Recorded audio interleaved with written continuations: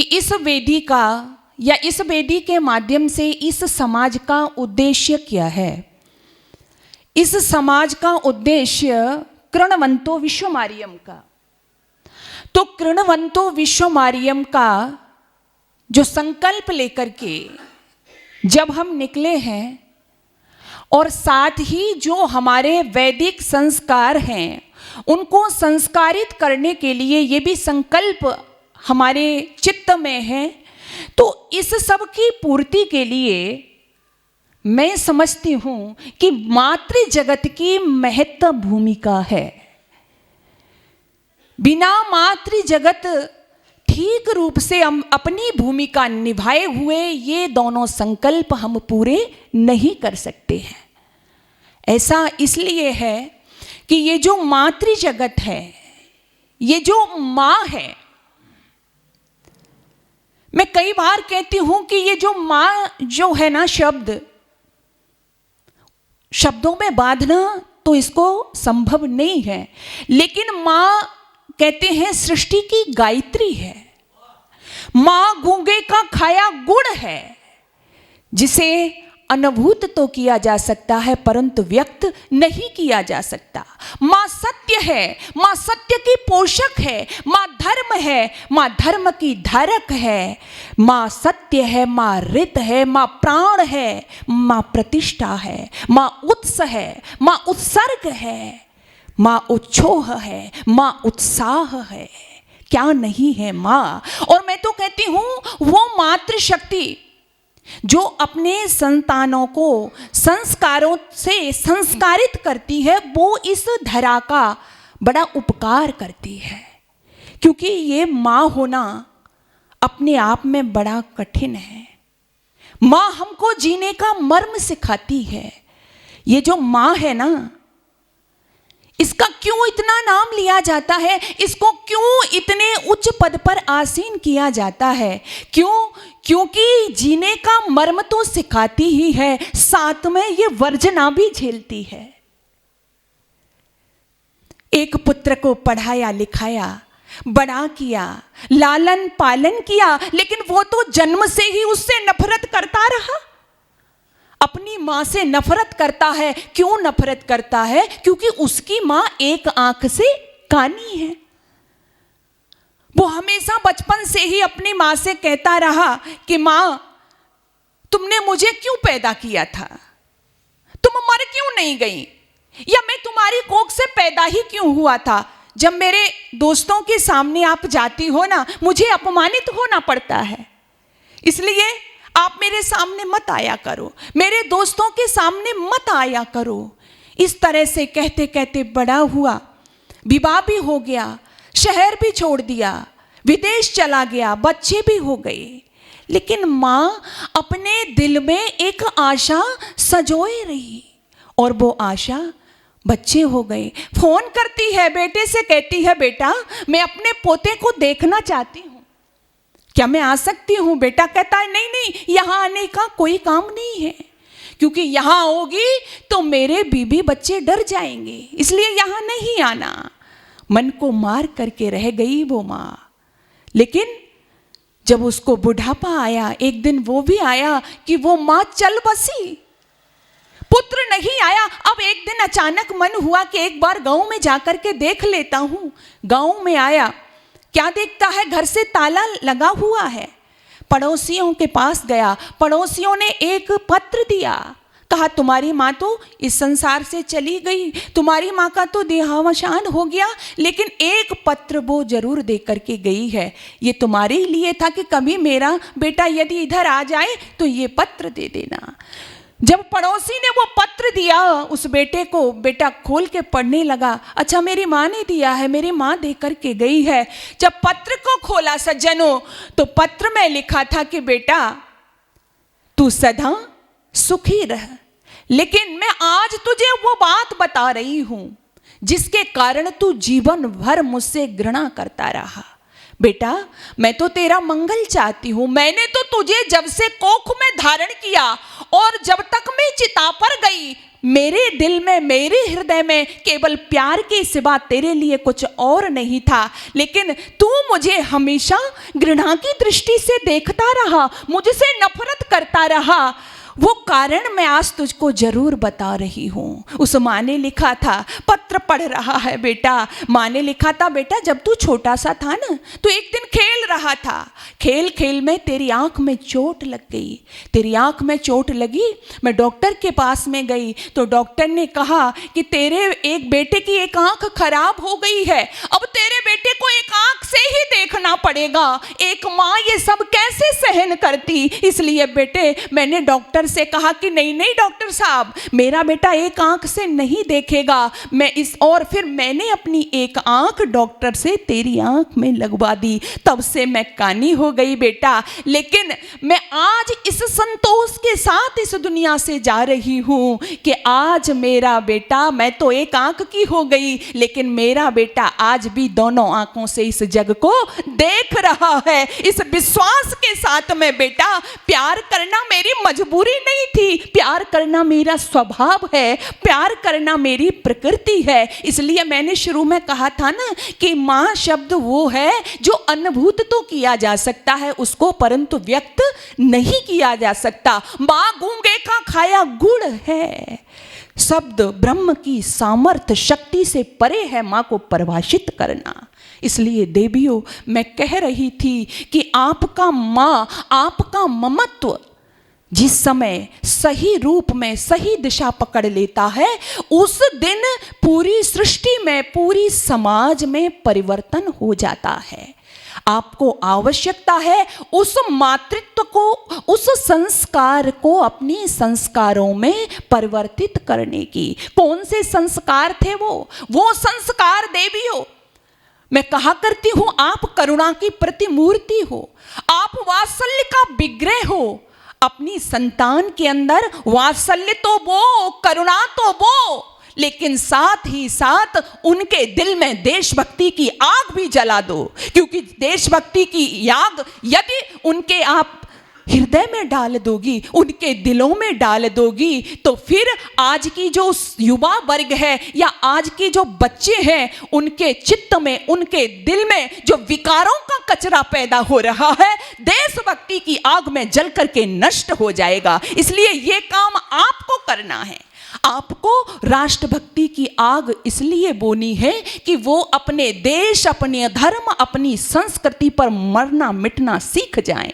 आपको वो मां बनना है। कौन भूल सकता है मां विद्यावती को। विद्यावती का बेटा भगत सिंह जब फांसी के फंदे पर चढ़ा तो लोगों ने कहा, मां तुम रो रही हो। मां की आंखों में आंसू हैं।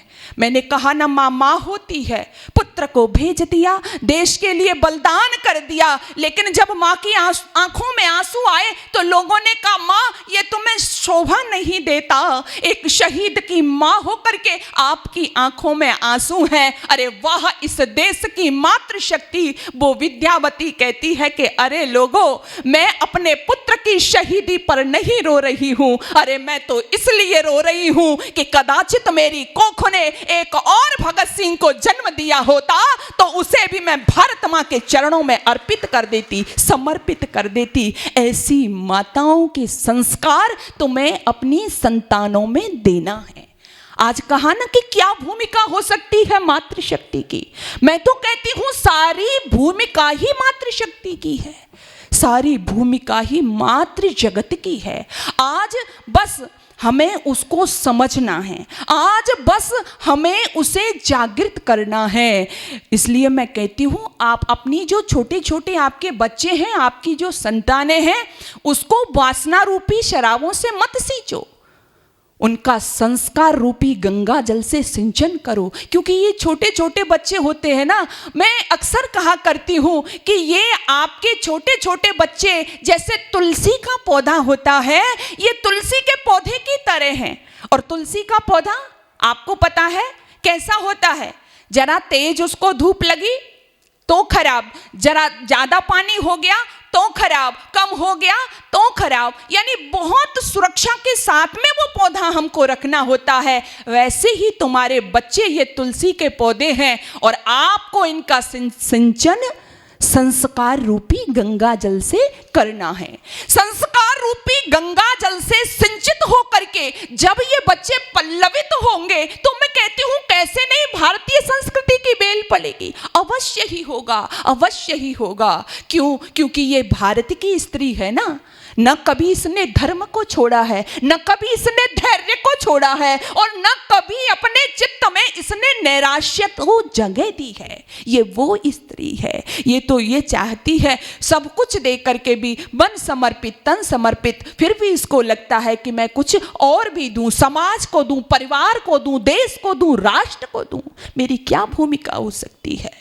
कोई भी भूमिका, चाहे वो पुत्री के रूप में हो, चाहे वो पत्नी के रूप में हो, चाहे वो माँ के रूप में हो, किसी भी भूमिका में मैं देखती हूँ इस देश की नारी कभी भी पीछे नहीं रही है। मुझे बड़ा गर्व होता है। क्यों गर्व होता है देवियों? क्योंकि अभी मेरे भाई हमारा इतिहास सुना रहा था, वाचन कर रहा था, भजनों के माध्यम से, गीतों के माध्यम से सुना रहा था। ये किस्से कहानियां नहीं है बहनों। काश हमने इसको समझा होता। मैं सोच रही थी अभी पद्मिनी का नाम मेरा भाई यहां से ले रहा था, गा रहा था। स्वाभिमान की प्रतीक वो पद्मिनी। कभी सोचा है आपने? एक मोमबत्ती जब हम जलाते हैं और उसका मोम, थोड़ा सा मोम हमारी उंगली पर गिर जाता है तो क्या होता है? क्या होता है बताइए? चीख निकलती है, हम कराहने लगते हैं। थोड़ा सा मोमबत्ती का मोम हमारी उंगली पर गिर जाता है। लेकिन वो देवी, जरा याद करो, वो देवी एक नहीं बल्कि 16,000 देवियों को लेकर के जो जल गई, जिसने अग्नि से स्नान करने का रास्ता वर्ण किया। आपने कभी सोचा नहीं? अरे अगर मौत को ही चुनना था, मृत्यु को ही वर्ण करना था तो रास्ते तो बहुत से थे। जहर खाकर के भी मर सकती थी ना, आत्महत्या फांसी लगा करके भी मर सकती थी ना, लेकिन अग्नि स्नान करना ही, अग्नि में जलना ही क्यों, इस मृत्यु को ही क्यों वर्ण किया? इसलिए देवियों वर्ण किया क्योंकि उनको पता था कि आज हमारे ऊपर जो वातावरण, आसपास वातावरण बना हुआ है वो ऐसे नर पिशाच दुष्ट दैत्यों का बना हुआ है जो मरी हुई लाशों से भी व्यभिचार किया करते हैं। इसलिए वो नहीं चाहती थी कि वो अग्नि के अतिरिक्त, जलने के अतिरिक्त कोई दूसरा मार्ग चुने। इसलिए उन्होंने प्रतिज्ञा की कि बस हमें जल करके ही मरना है। घी मंगाया, अपने शरीरों से लगाया और अग्नि में समर्पित होने की वह निष्ठा, वह भावना कि हंसते हंसते अग्नि की लपेटों में मानो उन्होंने पीतांबर वस्त्र धारण कर लिए हों, इस भाव के साथ में बैठ गई वो देवियां। और जब वो घी की लपटों से वो मांस के लथेड़े जब जल रहे थे, जो सुगंधी चारों तरफ आ रही थी, वो सुगंधी जब गांव गांव में गई, आस पड़ोस में गई, तो वहां के जो लोग थे उन्होंने भी देखा कि इस देश की देवियां जब जौहर कर सकती हैं, जल करके मर सकती हैं अपने धर्म की खातिर, अपनी संस्कृति की खातिर, तो हम फिर ऐसा क्यों नहीं कर सकते? और उनके जौहर से अनेक वीर, अनेक देशभक्त पैदा हुए जिन्होंने मरने मिटने का जज्बा अपने हृदय में तैयार किया। ये होता है स्वाभिमान, ये होता है अपनी संस्कृति को बचाने, मर मिटने की निष्ठा, लगन, जिसकी आज आवश्यकता है देवियों। लेकिन हाँ, मैं ये कह रही हूं, मुझे गर्व होता है, साथ ही साथ मुझे वेदना भी होती है। आप कहोगे कैसी वेदना? बहनों, वो वेदना कि एक पद्मिनी जिसने इतनी कठोर मृत्यु का वर्ण किया, और आज की पद्मिनी हमारे घरों में क्या कर रही है? जो पद्मिनी कि उसकी लाश भी दुष्ट पिशाचों को न मिलने पाए, इसलिए वो इतनी भयंकर, इतनी वेदनादायी मृत्यु का वर्ण करती हैं। लेकिन आज की आपके घरों में बैठी पद्मिनी देवियों क्या कर रही हैं? वो इतने आसानी से, क्यों? क्योंकि 2-2, 3-3 फोन मेंटेन करने हैं आपकी बेटियों को। इसलिए मेरी मातृशक्ति, मेरे यहाँ पर पुरुष वर्ग बैठा हुआ है, 2-2 4-4 फोन है आज की, जो बेटियां मैं जिनको कहूं, और बेटियां नहीं, मेरे दिल में अपार वेदना होती है। ये आज के युग की ताड़िकाएं हैं जिन्होंने मातृशक्ति के नाम को धूमिल करके रख दिया है। माता पिता यदि इनकी ऐस को पूरा नहीं कर पाते हैं तो ये अपनी महत्वाकांक्षा पूरी करने के लिए 4-5 लफंगों को बुलाती हैं, बॉयफ्रेंड बनाती हैं। उनमें कोई सलीम होता है, उनमें कोई आदिल होता है, उनमें कोई नसीम होता है, और यही नसीम यही आदिल फिर इनको ले जा करके इनके टुकड़े करके फ्रिज में रखता है, इनके टुकड़े करके सूटकेस में रखता है, इनके टुकड़े करके बोरी में रखता है, इनके टुकड़े करके नदी में बहाता है। इसलिए बहनों मुझे वो बात याद आई, अरे ऐसी इन बेटियों को, अरे हमने इनको नहीं पढ़ाए पद्मिनियों के जौहर, अरे हमने इनको नहीं पढ़ाए पद्मिनियों के जौहर, इसलिए चुन लिए इन्होंने गैर मजहब के शौहर, अरे इसलिए चुन लिए इन्होंने गैर मजहब के शौहर। आपको पढ़ाना चाहिए था, आपको बताना चाहिए था। ये जौहर केवल ये नहीं कि आप यहां आ गए, आपने किस्से कहानी सुन लिए, ये वो जौहर हुआ था, पूरा विश्व चमत्कृत रह गया था इस जौहर को देख करके। काश हृदय में वेदना होती है, आज हमारी युवा पीढ़ी किधर है। खासकर मैं अपनी बेटियों के लिए कह रही हूं, वो किधर है। एक जरा सी चॉकलेट के लालच में धर्म परिवर्तन करती हैं बेटियां, एक जरा सी उनकी ऐस पूरा करने का उनको कोई लालच दे देता है, वो अपनी धर्म और संस्कृति से कट जाती हैं, भूल जाती है। ऐसा क्यों हो रहा है? ऐसा इसलिए हो रहा है, सुबह शाम बैठ करके आत्मनिरीक्षण कीजिएगा, ये गलती उन बच्चों की है या ये गलती हमारी है। कभी हम चाहते हैं ना कि हमारी बच्ची ऐसा करे, बोलो कभी चाहते हैं हम ये सब हमारी बच्ची या बच्चे पढ़ें? नहीं चाहते। आप स्वयं, मैं आपसे सवाल कर रही हूं, आप पूछिएगा, एक छोटा सा बच्चा, कौन सा छोटा सा बच्चा? जो मुस्लिम परिवार में पैदा हुआ है, वो छोटा सा बच्चा बड़े चाव से, बड़े शौक से कुरान पढ़ता है, टोपी लगाता है। क्यों करता है जी? क्योंकि उसको सिखाया जाता है। एक ईसाई का बच्चा वो बड़े ताव से ताबीज पहनता है, लॉकेट पहनता है, लेकिन आपके बच्चे, कभी आपने बताया कि आपको यज्ञोपवीत पहनना है? कभी आपने बताया कि तुमको चोटी रखनी है, वो यज्ञोपवीत, वो चोटी जिसकी खातिर छोटे छोटे बच्चों ने बलिदान कर दिया और कहा कि काट दो, गर्दन काट दो। हकीकत राय से कुछ और कहा था क्या? यही तो कहा था, चोटी कटवा ले, जनेऊ उतार दे। क्या कहता है? काट दो, मेरे शरीर की बोटी बोटी को काट डालो, लेकिन चोटी और जनेऊ नहीं दे सकता। इसलिए तो ताड़ना दी उसको, इसलिए तो प्रताड़ित किया उसको, इसलिए तो बलिदान हुआ उसका। लेकिन आपने कभी पढ़ाया अपने बच्चों को? बताइए, कभी बताया अपने बच्चों को? कभी आपने कहा कि आपका बच्चा गीता पढ़े? कभी कहा आपका बच्चा वेद पढ़े? कभी कहा आपका बच्चा हवन करे? कभी सिखाया आपने? यदि ऐसा हमने नहीं किया तो आप खुद बताओ, दोष आपका है या आपके बच्चों का है? मैं भाषण नहीं बल्कि हृदय की वेदना आपके समक्ष प्रस्तुत कर रही हूं। शांति और एकांत के क्षणों में बैठकर अवश्य सोचिएगा कि हम क्या कर रहे हैं। हम, अगर हमारा बच्चा भूल से, हाँ हम इतना करते हैं, यदि हमारा बच्चा भूल से कहीं से गीता ले आता है और उसको पढ़ने के लिए बैठता है, तो खुद मैंने देखा है एक पिता उससे गीता खींचता है और कहता है, चल हट, ये तेरे किस काम की है, फिजिक्स की पुस्तक ला, उसको पढ़। अगर एक बेटी भूल से वेद मंत्र पढ़ती है घरों में, कहते तेरे ये किस काम की है, जा अपने मेडिकल कर रही है ना तू, वो लेकर क्या, अपनी केमिस्ट्री पढ़, अपना फिजिक्स पढ़, हम कर रहे हैं ये। इसलिए जाग जाओ, जागृत हो जाओ। आपने विषय रखा ना, हमारी भूमिका क्या है उसमें, मातृ जगत की भूमिका क्या है उसमें, युवाओं की भूमिका क्या है उसमें। आपने बहुत सुना, और मैं देख रही हूं कि आप यहां पर जितने लोग बैठे हैं एज्ड ही बैठे हुए हैं। आपने बहुत कहानी सुनी होंगी, आपने बहुत किस्से सुने हैं, देशभक्तों के सुने, वीरों के सुने, वीरांगनाओं के सुने, लेकिन सुनाने किसको है? हमें अपने बच्चों को सुनाने हैं। किसको सुनाने हैं? हमें अपनी बेटियों को सुनाना है। यदि आप जागृत होने की बात कर रही हो ना, आप सही अर्थों में जागृत हो, तो अपने बच्चों को इनको पढ़ाओ। क्यों पढ़ाओ? क्योंकि यदि आपने ऐसा नहीं किया ना, जब आपके बच्चे कामयाब होंगे, जब आपके बच्चे सफल होंगे, तो क्या होगा? ये दौलत और शोहरत के नशे में झूल जाएंगे। क्योंकि दौलत और शोहरत हर एक को नहीं पचती है। ये दौलत और शोहरत के नशे में झूल जाएंगे। और क्या हुआ?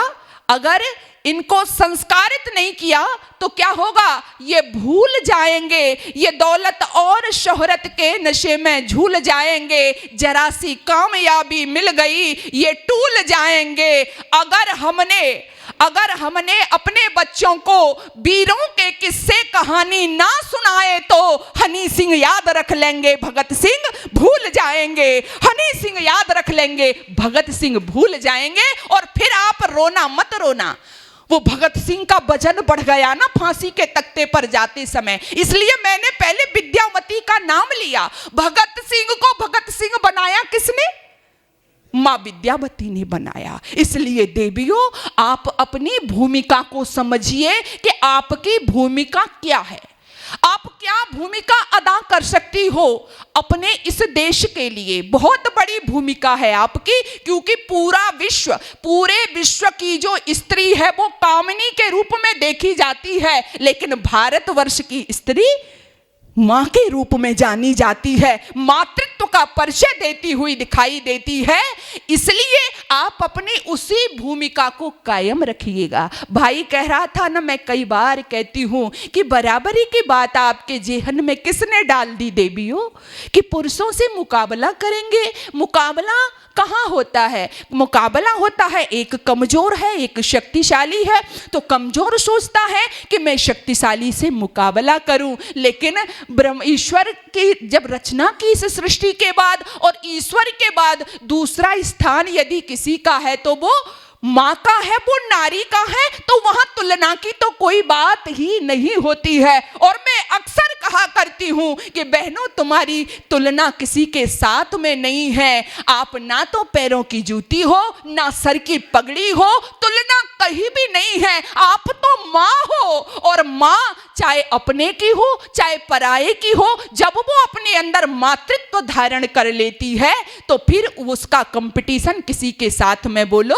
नहीं होता है। वो सबका भला चाहती है, सबका कल्याण सोचती है। इसलिए ये भावना हटा दीजिए देवियों। लेकिन मैं स्वयं कहती हूँ, अभी महिला दिवस आ रहा है, जगह जगह कार्यक्रम होते हैं, इसमें हम कमजोर नहीं हैं, हम बड़े सक्षम हैं, हम बड़े शक्तिशाली हैं। हाँ, मैं मानती हूँ देवियों, आप शक्तिशाली हो, और मेरे मानने से कुछ नहीं होता। अरे वेद ने बार बार आपको पुकार करके कहा कि आप ब्रह्मा हो, आप शक्तिशाली हो, आप कमजोर नहीं हो देवियों। लेकिन आप खुद कह रही हो कि आप कमजोर हो। कभी आपने किसी पुरुष को महिलाओं की वेशभूषा धारण करते हुए देखा है? बताइए, नहीं देखा। लेकिन हमारी बेटियां क्या कर रही हैं? क्या कर रही हैं? क्योंकि हम स्वयं हीन भावना के शिकार हैं। इसलिए हमको लगता है कि हम इनके जैसा पोशाक पहनेंगे तो इनके जैसे हो जाएंगे। अभी हम इनके जैसे बनने की कोशिश कर रहे हैं, लेकिन हम तो इनसे ऊपर है। क्यों ऊपर है? क्योंकि एक बहन, क्योंकि एक माँ, क्योंकि एक बेटी, आप घर गृहस्थी वाले लोग ज्यादातर यहाँ पर बैठे हैं, आप स्वयं देखिए, आपके घर में आपकी माँ है सर्वप्रथम। आपकी माँ कभी किसी के साथ कंपटीशन करती है? आपकी बहन है, बहन का भाई के साथ कभी कंपटीशन होता है? नहीं होता, हर समय भला चाहती है।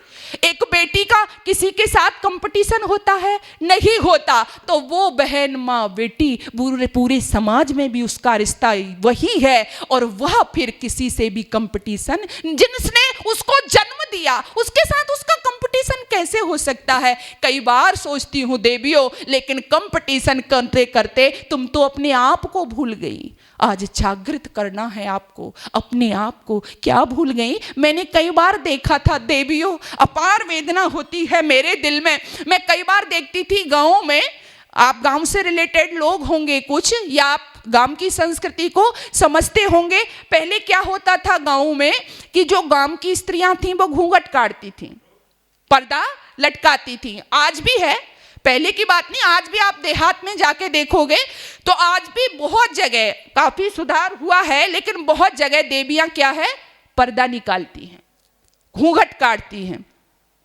लेकिन धीरे धीरे समय निकलता गया, गांव वाली स्त्रियां पर्दा करती थीं, लेकिन जब शहरों में आए लोग धीरे धीरे, हमारी माताएं बहनें, तो उन्होंने क्या काम करना शुरू किया, पर्दा, बोलो, पता है ना आपको प्रोसीजर, है ना, पर्दा थोड़ा सा हटाया और कहाँ आ गया हट करके, हमारे सिर पर आ गया।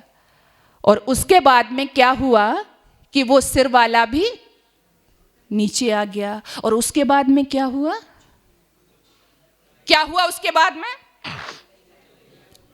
उसके बाद में ये आंचल गायब हो गया। गायब नहीं होने देना देवियों ये आंचल। ये मैं मनोरंजन नहीं कर रही हूं तुम्हारे साथ में। ये आंचल है ना, इसको छोड़ना मत, इसको साथ रख लेना। क्यों? क्योंकि ये आंचल है ना, आपने देखा होगा बड़ा महत्वपूर्ण आंचल है ये। जब आप अपने बच्चों को भरी दोपहरी में स्कूल से लेने जाती हो ना, तो भरी दोपहरी में धूप में छाते का काम करता है ये आंचल। ये आंचल जब आप अपने प्रिय को भोजन परोसती हो ना, तो कितना ही साफ बर्तन क्यों ना हो, मजा हुआ, लेकिन फिर भी इससे पोंछ करके भोजन देती हो। थाली को पोंछने के काम आता है ये आंचल।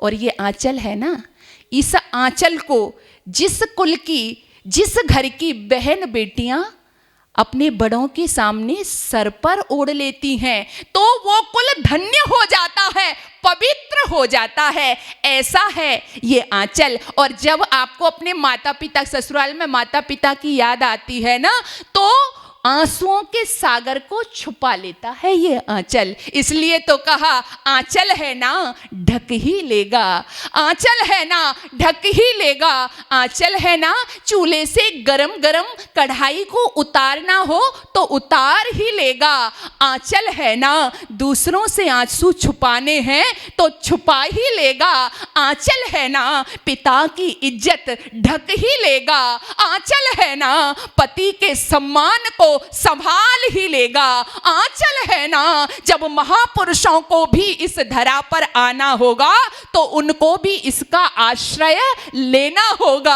आंचल है ना, ये आंचल है प्रेम का आंचल, ये आंचल है वात्सल्य का आंचल, ये आंचल है स्नेह का आंचल, ये आंचल है ममत्व का आंचल। इसलिए देवियों इसको छोड़ मत देना।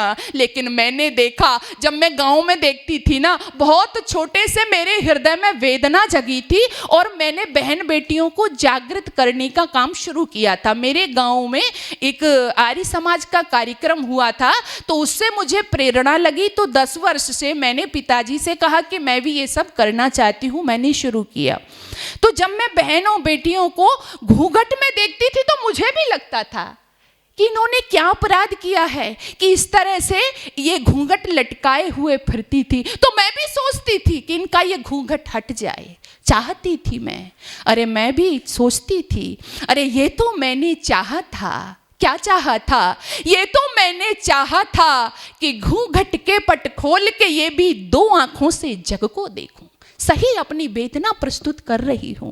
अरे ये तो मैंने चाहा था कि घूंघट के पट खोल के ये भी 2 आंखों से जग को देखें, किंतु आवरण हटे हैं इतने, ये मुझको स्वीकार नहीं है। ये तो मैंने चाहा था कि 2 आंखों से जग को देखूं, ये तो मैंने चाहा था, लेकिन ये तो मैंने चाहा था कि आपका आवरण हट जाए। ये तो मैं सोच रही थी कि तुम दो आंखों से जग को देखो, लेकिन हुआ क्या कि आवरण तो आपका हट गया। दो आंखों से आपने जग को भी देखा, लेकिन मेरा सोचना आपने उल्टा कर दिया। अरे ये तो मैंने चाहा था कि घूंघट के पट खोल के मैं भी दो आंखों से जग को देखूं, किंतु आवरण हटे हैं इतने ये मुझको स्वीकार नहीं है। सदियों से मैं चीख रही हूं, अरे सदियों से मैं चीख रही हूं।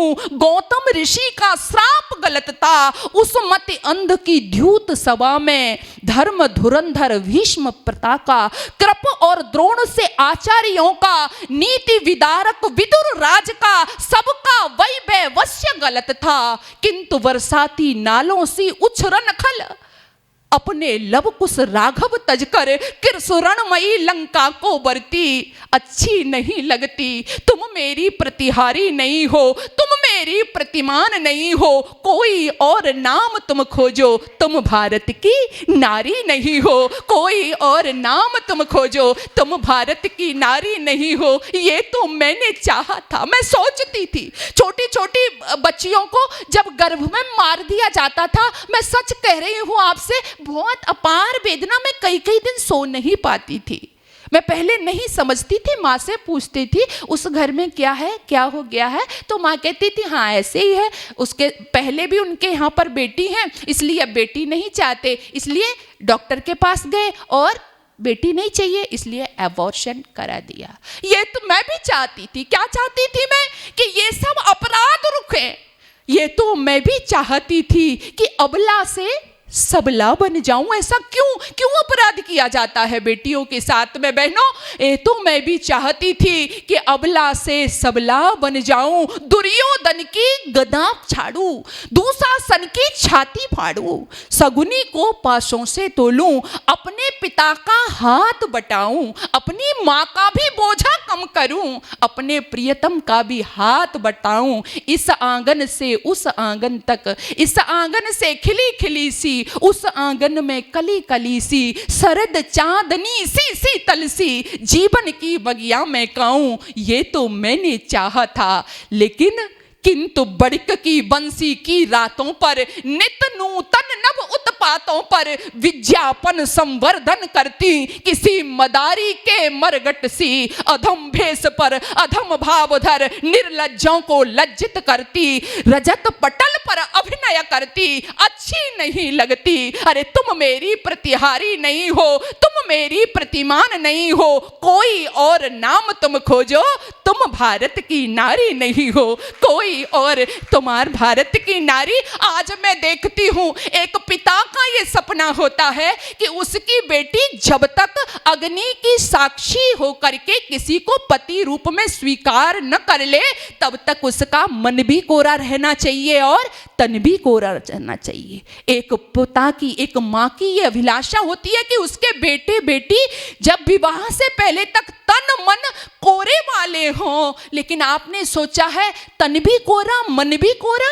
आज ऐसा ही चल रहा है समाज में। कुछ दिन बाद कोरे मन और तन वाले अपने बेटे और बेटियों के लिए बहू और बर ढूंढ नहीं पाओगे। इस समाज में ये चल रहा है। संस्कार क्या होते हैं जानना चाहते हो? विवेकानंद शिकागो में जिस समय उनका भाषण हुआ और एकदम से उनके भाषण के पश्चात वो करिश्मा हुआ कि लोगों की उनसे मिलने के लिए लाइनें लग गईं। एक युवती आकर के कहती है कि स्वामी जी, मैं आपसे विवाह करना चाहती हूँ, विवाह करना चाहती हो मुझसे? विवेकानंद पीछे खिसक गए। हाँ, क्यों? मैं इसलिए विवाह करना चाहती हूँ कि ऐसे ओज तेज युक्त आप जैसा मैं पुत्र चाहती हूँ। ये होते हैं संस्कार। विवेकानंद ने एक क्षण भी नहीं सोचा। ये सोच सकते थे ना, अच्छा प्रपोजल है, अपने देश में जाकर के मित्र से पूछ लूं। एक क्षण भी नहीं लगाया। वो विवेकानंद कहते हैं, देवी तुम्हें मेरे जैसा पुत्र चाहिए ना, तो मेरे जैसा पुत्र इसमें तो दो राय हो सकती है, लेकिन मेरी माँ ने मेरे जैसा तो मुझे ही बनाया है, इसलिए आज से तुम मुझे ही अपना पुत्र मान लो, मेरी माँ बन जाओ। मैं आपका पुत्र, आप मेरी माँ, तो आपका पुत्र मैं बन गया, इसलिए मैं तुमसे विवाह नहीं कर सकता। तत्काल निर्णय ले लिया था। ये होते हैं हमारे संस्कार। इन संस्कारों की आज देवियों आवश्यकता है। जागृत करना ये नहीं है आप अच्छे अच्छे पदों पर तो जा रही हो, और मैं मानती हूं जाइएगा, लेकिन हमारी निजता हमसे न छूट जाए। और मैं तो ये भी कहती हूं देवियों कि आपका यदि वात्सल्य छूट रहा है, मैं देखती हूं कि आज की स्त्री, आज की बहन बेटियां बाजार में कैरियर की तलाश में निकली हैं, इसलिए घर घर नहीं रह गए, मकान हो गए हैं। कटु सत्य है, लेकिन आपको सोचना होगा। आपको जो सुख, आपको जो आनंद अपने घर परिवार में अपने बेटे बेटियों को संस्कारित करने पर मिलेगा, उनको भोजन करवाने पर मिलेगा, वो सर्किट हाउस में दूसरों को सैल्यूट करने पर नहीं मिलने वाला है। इसलिए आगे बढ़ो। मैं मना नहीं कर रही हूं, मैं कहती हूं हम खूब आगे बढ़ें, खूब आगे जाएं, लेकिन अपने मातृत्व के शिखर पर विराजें। जब स्त्री मातृत्व के शिखर पर विराजती है ना, तो वो बुद्धों की, महावीरों की, ऋषियों की, महर्षियों की, वीरों की, वीरांगनाओं की जननी बनती है। और वही जननी फिर समाज में निश्चित ही दशा और दिशा दोनों का परिवर्तन करती है। तो आइए मैं अपने वक्तव्य को समेटती हुई आप सभी से यही निवेदन करना चाहूंगी कि जो युवा हमारा जागृत हो उसकी तो आवश्यकता है, लेकिन जो जड़ में, मूल में जो हमारी मातृशक्ति है, यदि मातृशक्ति अपनी भूमिका को समझ लेगी, क्योंकि युवा की तब बात आती है माँ ने अपने गर्भ में और अपनी गोद में जिस संतान को बना दिया है, माँ की गोद में बनी हुई संतान, फिर उसको कहीं छोड़ दो, वो कभी भी गड़बड़ करने वाली बोलो नहीं है। इसलिए आपकी प्रथम जिम्मेदारी थी, तो माँ अपनी भूमिका समझे, दूसरा पिता जो लोग हैं वो भी अपना समझे, और तीसरा आचार्य का आता है। जब तीनों की उत्तम भूमिका होती है, ऋषि दयानंद ने भी तो यही कहा कि एक बच्चे को, वो बच्चा जिसको तीनों गुरु अच्छे मिल जाते हैं, उत्तम मिल जाते हैं, वो बच्चा ही आगे अपने कुल का, अपने परिवार का और देश का नाम पूरे विश्व पटल पर अंकित करने वाला बनता है। तो आइए हमारे ऋषि दयानंद का जो सपना था, हम श्रेष्ठ समाज का निर्माण करें, हम अच्छी समाज का निर्माण करें। और जहां से मैंने शुरू किया था कि हमारा लक्ष्य बहुत महान है, कृणवंतो विश्वमार्यम, सारे संसार को आर्य बनाना, तो इसमें सबसे महत्व भूमिका हमारे मातृत्व जगत की ही है और होगी, और वो भी इस देश की मातृशक्ति की, क्योंकि नेतृत्व आपको ही करना है। दुनिया की स्त्री लेडी है, लेकिन आप माता हो। दुनिया की स्त्री कामिनी है, उन्होंने अपने आप को भोग्य वस्तु बना रखा है, उन्होंने अपने आप को परपुरुषों को आकर्षित करने वाली बना रखा है, लेकिन आप इस सब में अच्छी नहीं लगती हो। आप अपने मातृत्व में विराजिए, अपने भगनित्व में विराजिए, अपने दुहित्व में विराजिए, तो अवश्य ही हमारा युवा भी संभलेगा, हमारे छोटे छोटे बच्चे भी संभलेंगे, और हमारी समाज भी जागृत होगी। और ऋषि दयानंद का सपना जो था, और हमारा आर्य लोगों का जो सपना है, जिसके लिए आप देख रहे हो अहरनिश हमारे इस समाज के ऋषि दयानंद के अनुयायी, जब लोग घरों में चैन से सो रहे होते हैं, उस समय ये घूम घूम कर करके पूरे विश्व में, समाज में मैं देखती हूँ जहां जिसकी जो भूमिका है वो एक अलग जगा रहे होते हैं। इनके अंदर धर्म के प्रति दीवानगी है। मेरे स्वामी जी भाई यहां पर बैठे हुए हैं। ऐसा युवा को जागृत करने की बात हो रही है ना। मैं आज, मुझे अपार प्रश्नता तो हुई, लेकिन मैं कहना चाहती हूं आज का जो युवा वो कहां जा रहा है। भगत सिंह ने उस समय जो स्वप्न देखा था, वो भी विवाह करके गृहस्थ में आनंद से रह सकते थे ना, क्या उनको जरूरत थी?